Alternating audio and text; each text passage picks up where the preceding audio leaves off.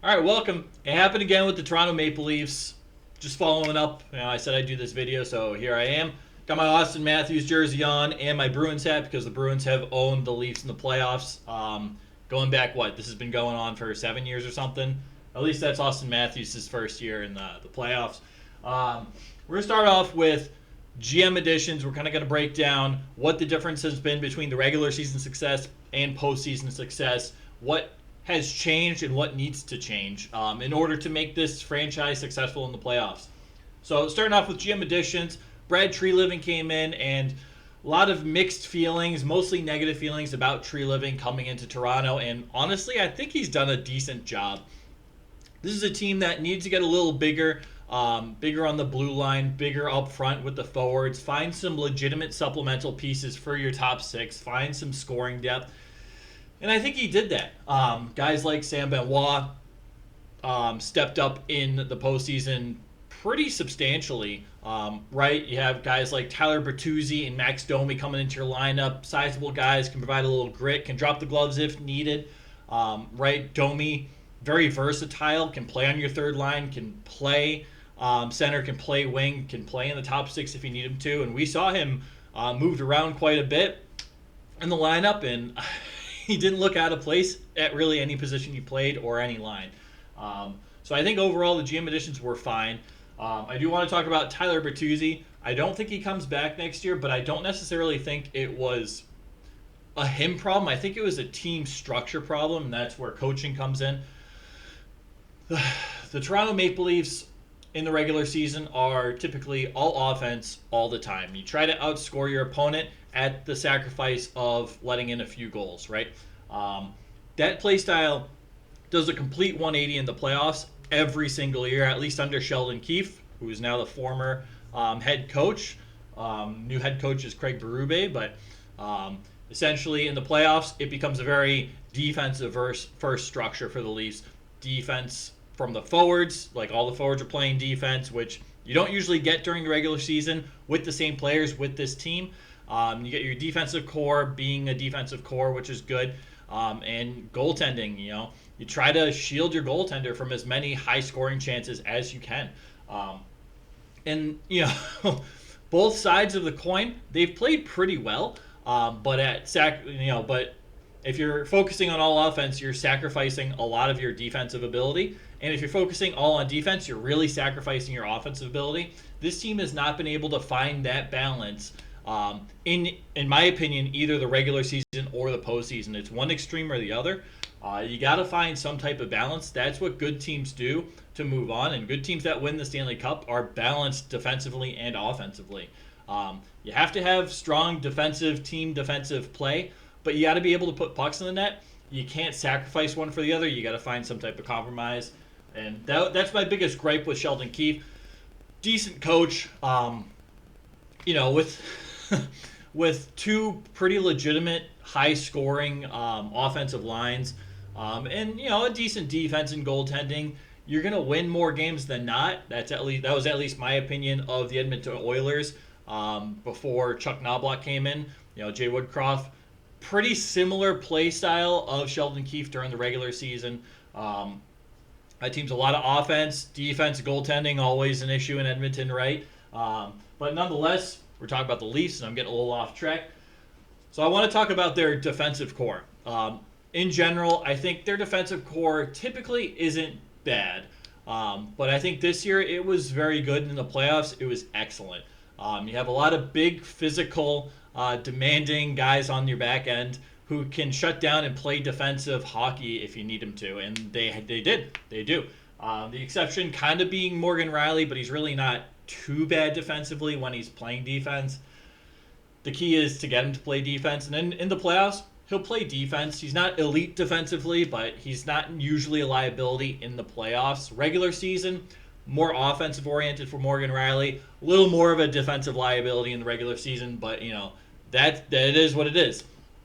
With that being said, I feel like when Tyler Bertuzzi came into the Leafs organization, was thrown on a top line or that second line, was a little lost, a little confused, right? He's like, do I play defense? Nobody else is playing defense. Am I the first forward back? Do I need to be the first forward back? And if I drive to the net, then they're scoring a goal against us. Like, what is my role? And it never quite fit. He could never really figure out his exact role on either of those top two lines. And you're paying him $5 million a year, or 5.5, might be $5 million a year, which just expired.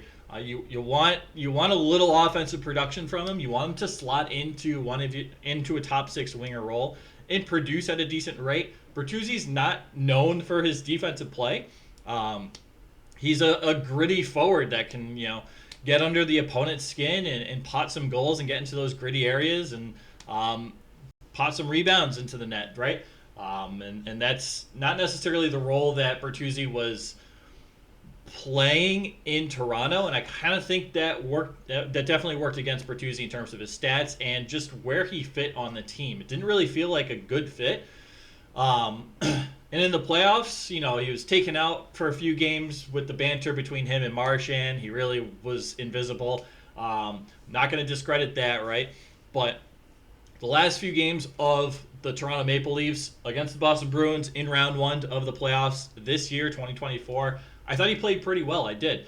I'm a Bruins fan. There's no hiding that. I didn't hate what Bertuzzi was doing. I kind of liked it. Right, the good parts. I thought he was at the end of that series. I thought he was really coming into his own and looked good. I don't know if the stats justify that, but at the same time, his play on the ice, the eyeball test, it looked fine. So I don't necessarily have an issue with the GM additions, just how the additions were implemented in the regular season and in the playoffs. Could have been a little tweaking, and that comes back to coaching, right? So, I got to be honest, I was a big skeptic of Treliving coming into Toronto. I didn't really think it was going to work out too well based on his prior experience, excluding the whole Matthew Tkachuk trade. That's a whole conversation for a different time. But I had some questions, and overall, I think he's done a pretty good job. So I got to give him credit there. We talked about the defensive core, team defense. Kind of already talked about that, right? You need buy-in from your forwards to play defense as well. There's a lot of hate thrown at the defensemen in Toronto, but and I talk about this a lot on this channel, if you're not getting any help from your three forwards on the ice to help your defense out, you're probably going to give up some pretty decent scoring chances regardless of who's on your defensive core. It happens, and it happens a lot. And it doesn't really help when you have guys like Morgan Rielly driving up into the play and leaving his defensive partner on an island in front of their goaltender. That can be a little bit of a struggle to defend.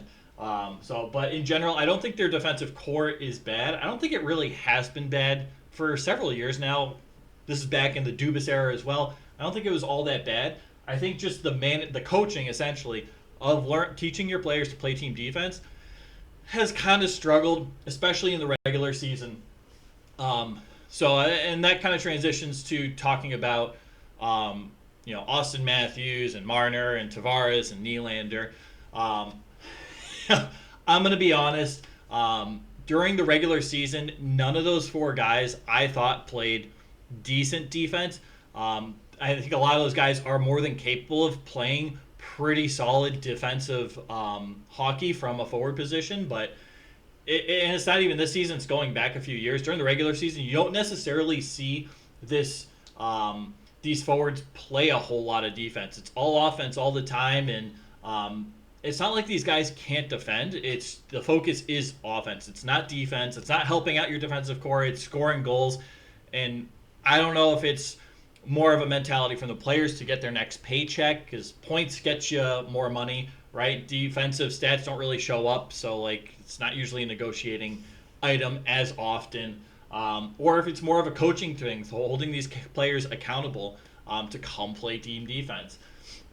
So this might be controversial, but I don't think any of those four guys, and I think Austin Matthews was nominated for the Selke this year. I don't think either of those four guys deserve Selke votes, in my opinion, throughout the regular season. Now, when you get into the playoffs, I think it changed a little bit. The team really showed how well they can defend, especially their forward group. So you got I thought Austin Matthews played exceptionally well defense in the playoffs. I thought he was one of the best defensive forwards on the Leafs. But I got to give the best defensive forward award on the Toronto Maple Leafs to John Tavares. Not a guy who historically has been good on defense. He's not like the worst defensive forward in the league, but not usually one of those guys that comes back and defends. I think he's been all right in Toronto in terms of his defensive play, but I think both him and Austin Matthews defensively were fantastic in the first round series against Boston. I thought they played well. Guys that I didn't see a whole lot from defensively would be really just Mitch Marner. This is a guy who they were talking about having him play defense for a game or two. Was this last year? For a winger that is supposed to be so good defensively, you didn't see any of that defense. You didn't see any of that buy into the team mentality. Even if it wasn't the right mentality that Toronto should have had, you still got to buy into the mentality and help out your teammates and contribute to the cause. And if it doesn't work, it doesn't work. But you can't be one of the reasons why it doesn't work, right? So I got some issues with Marner in terms of playing defense, and I think we've seen him play less and less defense as the years progress, which is weird. You don't usually see that, especially from a forward who is learning the defensive game at an NHL level. So I got questions with that. Nylander, not a whole lot of defense there during the regular season, but I thought in the playoffs he played pretty solid defense. I don't think he was bad by any means in his own zone. So I think those three guys really stepped up in the defensive zone. Marner had a few plays, but so did Max Domi. So did I thought Kampf played well on defense. A lot of the other, almost every other forward on that team stepped up in more ways than Marner did, in my opinion. Now this can be a conversation or a debate for another time, or if you want to have at it, like knock yourself out. I'm not here saying I'm right. I know there are people that watch the Leafs a lot more than me, so take what I say with a bit of a grain of salt, right? I only watch a certain number of Leafs games per year, and I watched every playoff game from the Leafs this year. And usually when they play the Bruins, I watch those. But we are transitioning to goaltending. Now I want to talk about goaltending. The Leafs historically have had issues with goaltenders. Freddie Andersen was fine. It is what it is. He was always hurt. He moved on to Carolina right after. I don't think he had a pit stop between Toronto and Carolina, but not 100% sure.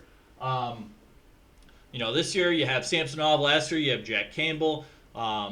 Right. You also have Wall coming up, and I got to be honest. I love Wall. That dude is great. He reminds me so much of Jeremy Swayman.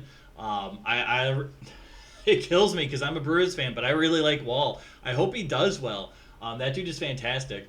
But I don't think the goaltending necessarily has been the issue. There have been ups and downs, and there have been questionable decisions made, like bringing in Samsonov, right? Instead of going out and getting a proven number one goaltender, getting a guy that had a 908 or 909 save percentage and lost the starting job in the previous year with the Capitals.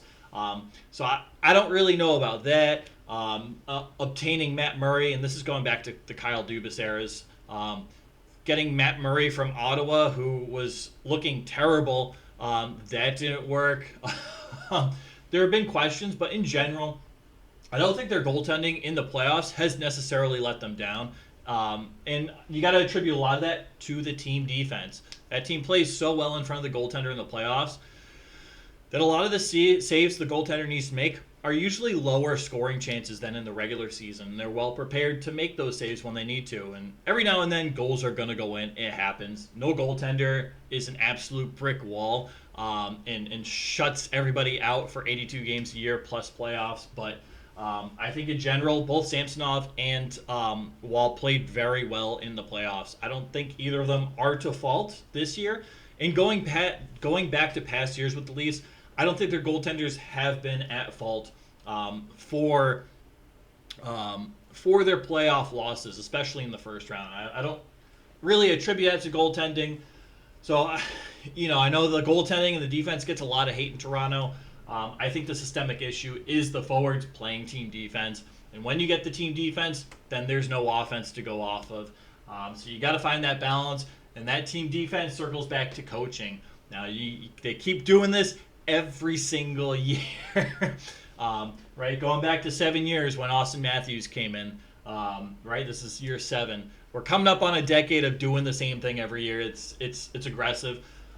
So you need changes. Fine. You let go of Dubas. I have mixed feelings about that. I would have liked to seen Dubas maybe, I don't know if it was his decision, but maybe change up that core 4 or, figure out something with those extensions so you're not the core 4 players extensions so you're not paying these guys an arm and a leg to stay there and really hampering you salary cap wise. Defensively, I don't think he did bad. I thought he acquired players they needed, especially at the trade deadline and especially on defense. The Morgan Riley contract, I think it's fair, but I think for the style of play that the Leafs have, I think it's still a little too much to be spending on an offensive defenseman when you really don't have to worry too much about offense. So what do I think they need to change?